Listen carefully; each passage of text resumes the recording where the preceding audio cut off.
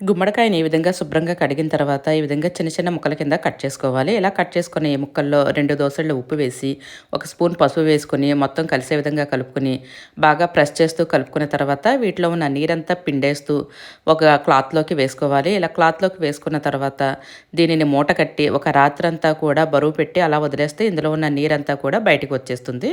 మరుసటి రోజు ఉదయం ఈ ముక్కలను ఒక ప్లేట్‌లోకి తీసుకోవాలి. ఈ విధంగా ఉండాలండి. ఇప్పుడు దీనిలోకి 2 స్పూన్ల జీలకర్ర, 10, 15 వరకు పచ్చిమిర్చి, 50 గ్రాముల అల్లం తీసుకుని వీటిని కచ్చా బచ్చాగా రుబ్బి పెట్టుకోవాలి. అలాగే పావు కిలో మినపప్పు కూడా గారెల పిండిలాగా రుబ్బి పెట్టుకోవాలి. నేను తీసుకున్న కాయ అయితే 3 కిలోల వరకు ఉంటుందండి. దీనికి పావు కిలో మినప్పిండి అయితే రుబ్బి పెట్టుకున్నాను. వీటన్నిటిని కూడా పచ్చిమిర్చి పేస్టు, ఈ మినప్పిండి కూడా దీంట్లో వేసుకుని బాగా కలుపుకోవాలి.